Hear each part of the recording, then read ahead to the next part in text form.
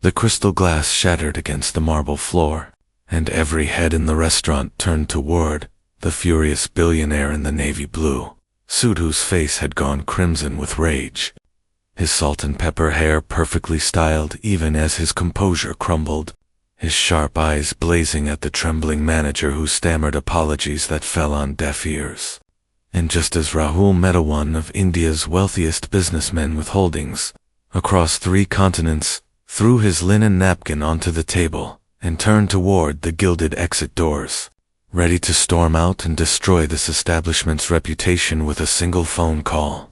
A soft voice from behind him spoke in flawless Arabic, the words flowing like a gentle river through the tense air. "Sir, peace begins in the heart, not in anger." And Rahul froze mid-step, as if struck by lightning, his entire body going rigid, because those were the exact words his late mother used to whisper to him when he was a child, throwing tantrums in their small Mumbai apartment before fortune found their family, before his father's business empire rose, before he forgot where he came from and who had shaped his soul with her half-Indian, half-Arab heart that beat with the wisdom of 2 worlds. He turned slowly, his angry expression melting into shock as he stared at the young waitress standing there with a tray balanced on her arm, her burgundy uniform crisp and modest, her black hair pulled back in a simple ponytail, her brown eyes calm and respectful but unafraid, and she couldn't have been more than 25 years old, her South Asian features delicate but carrying a strength that reminded him achingly of his mother's face in the faded photographs. He kept locked in a drawer he hadn't opened in 15 years, not since the day she passed away while he was halfway across the world, closing a business deal he'd thought was more important than flying home to hold her hand one last time. A regret that had calcified into a hard shell around his heart that he covered with money, power, and an increasingly short temper that had driven away friends, family, and 3 personal assistants this month alone. "What did you say?" Rahul asked, his voice rough, switching from his clipped English to Arabic, testing her, and the waitress whose name tag read Aisha responded with a gentle smile. "I said peace begins in the heart. Not in anger, sir. It's something my grandmother used to tell me.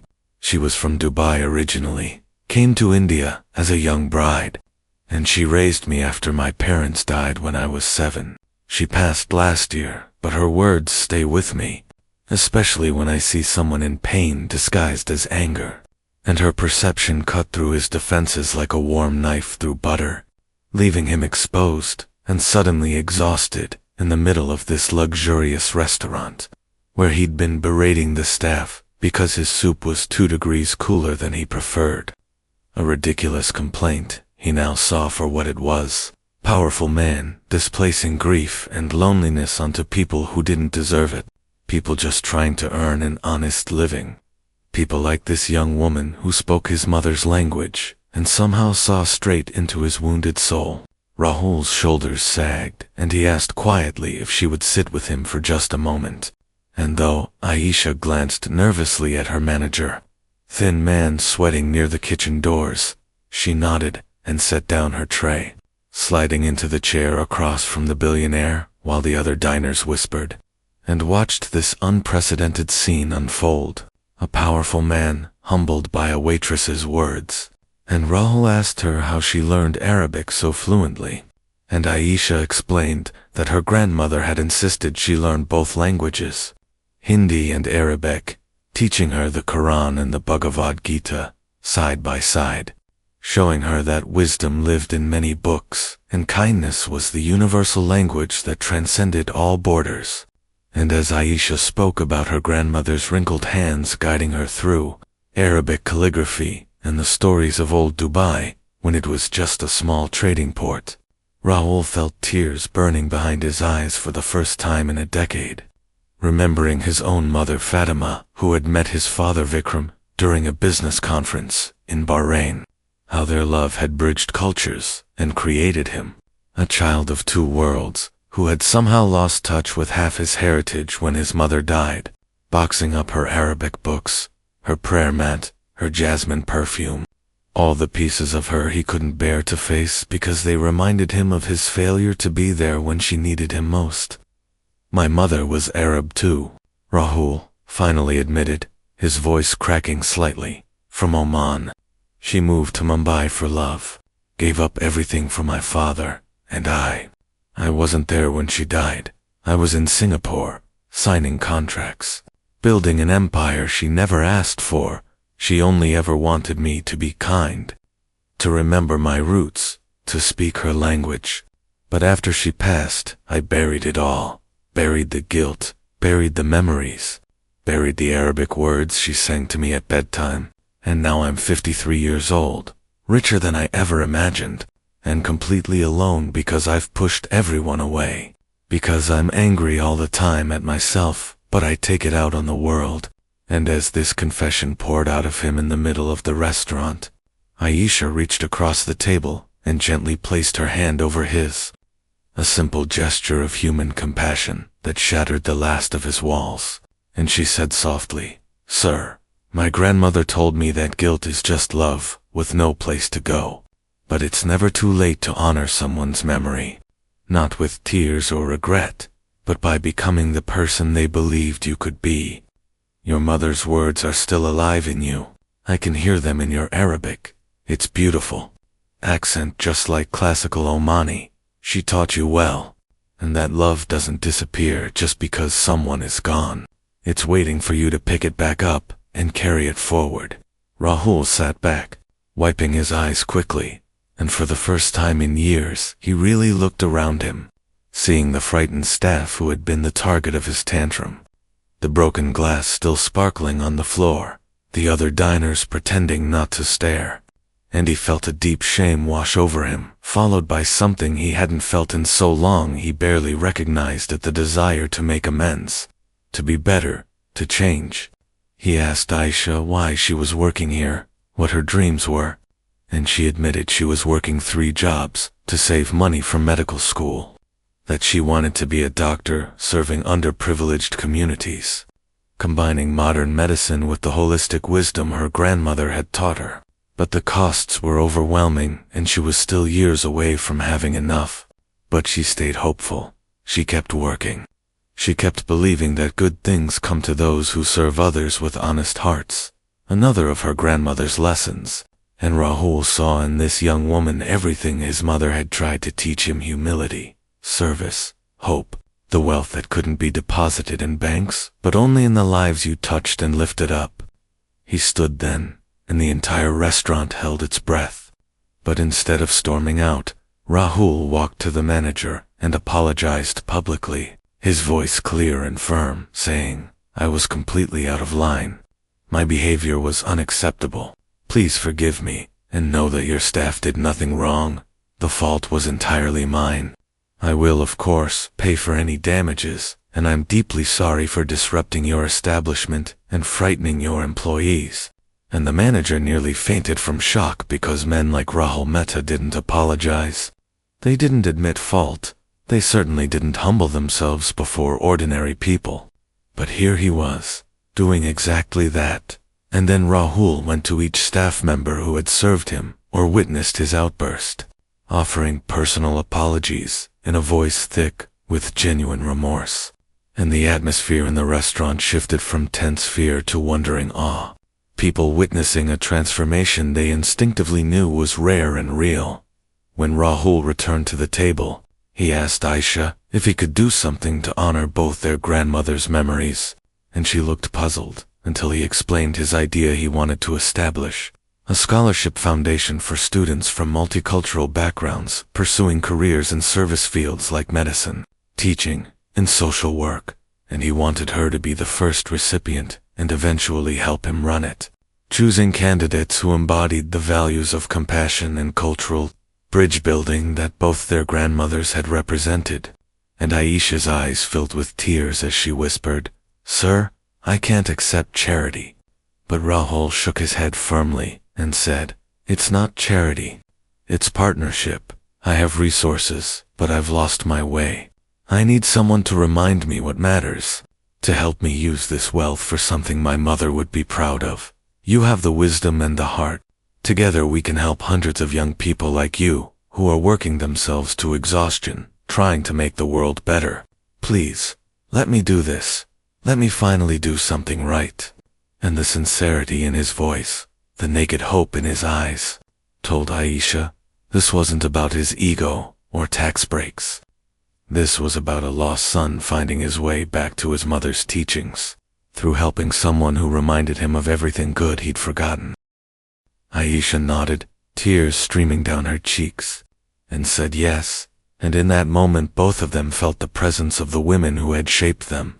The grandmothers and mothers whose love transcended death, whose words lived on in unexpected moments, in Arabic phrases spoken in Indian restaurants, in the meeting of two souls who needed each other to remember who they really were beneath the uniforms of Waitress and Billionaire, beneath the roles society assigned, down to the essential truth that we are all children seeking to make our parents proud, all students of love learning to forgive ourselves, all humans aching for connection and purpose and the chance to transform pain into something beautiful.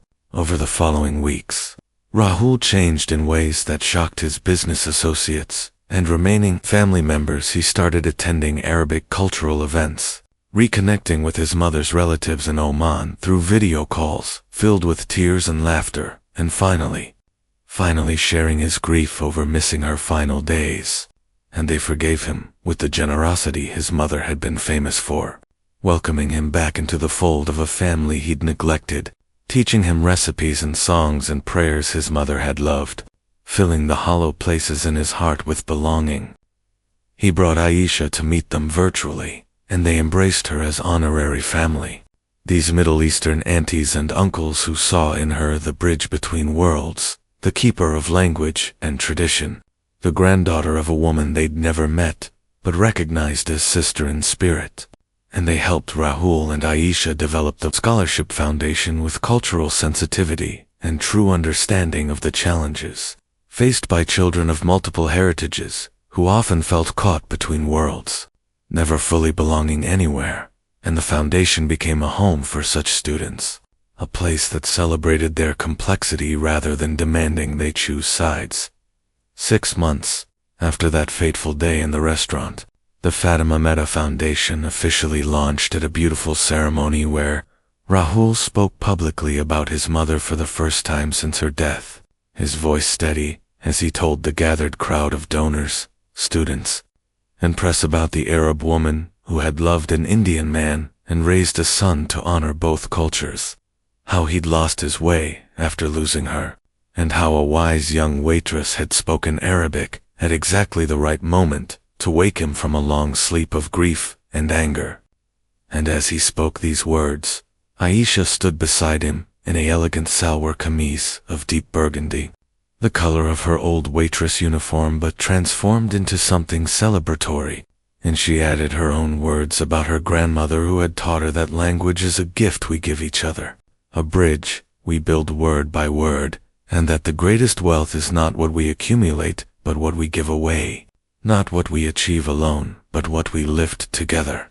And there wasn't a dry eye in the room as these two unlikely partners, the billionaire and the former waitress, cut the ribbon on a foundation that would go on to help thousands of students over the years, but more importantly, had already helped heal to broken hearts and reconnect to people to the loved ones they'd lost, proving that our deceased beloveds never truly leave us. They live on in the values they planted in our souls, waiting for the right moment, the right words, the right person to help those seeds finally bloom.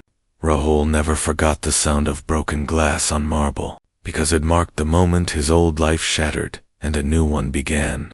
The moment he stopped running from his mother's memory and started running toward it.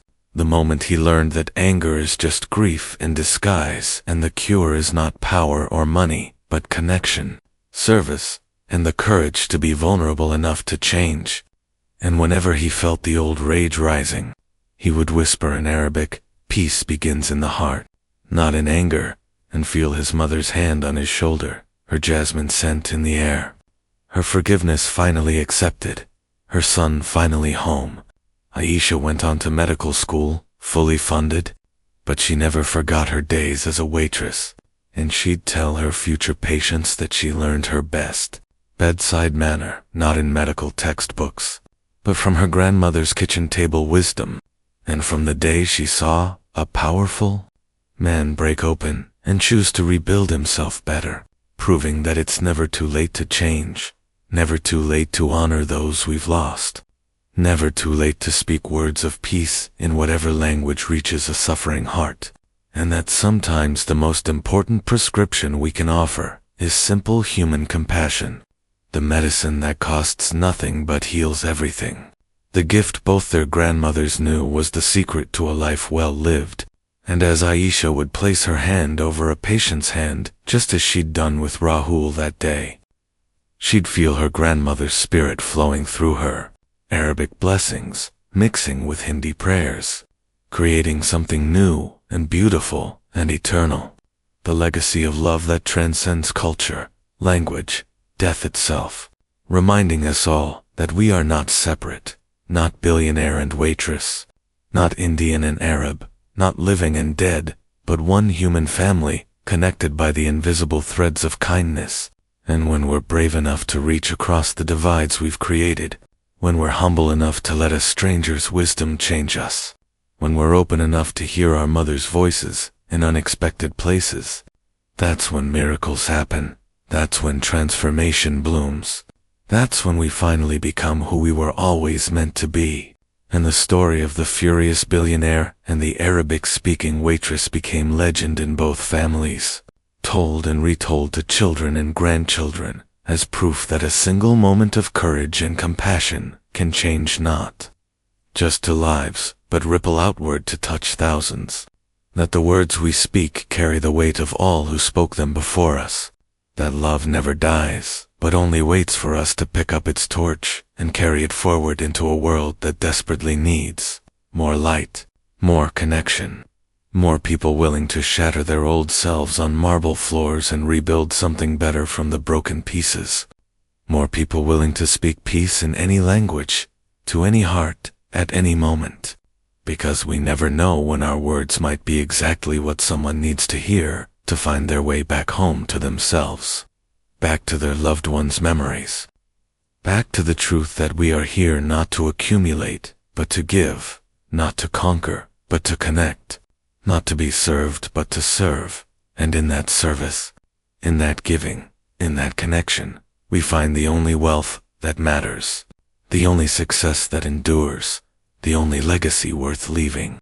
Written not in bank accounts or business empires, but in the transformed hearts of people we've touched, the lives we've lifted, the love we've kept alive and passed on like an eternal flame that began in our grandmothers' hands and will continue long after we're gone, lighting the way for others who are lost, angry, grieving, or alone, showing them the path back to peace, back to purpose, back to the profound and simple truth that we are all family, all connected, all speaking different words for the same ancient language of the human heart that knows only one message, the one Rahul's mother whispered and Aisha's grandmother taught, and that now lived in the foundation they built together, the message that echoed through the marble halls and found every ear that needed to hear it, the eternal truth spoken in Arabic and Hindi and every language ever created by human tongues reaching for the divine love is the answer. Kindness is the way, and it's never, ever too late to begin again.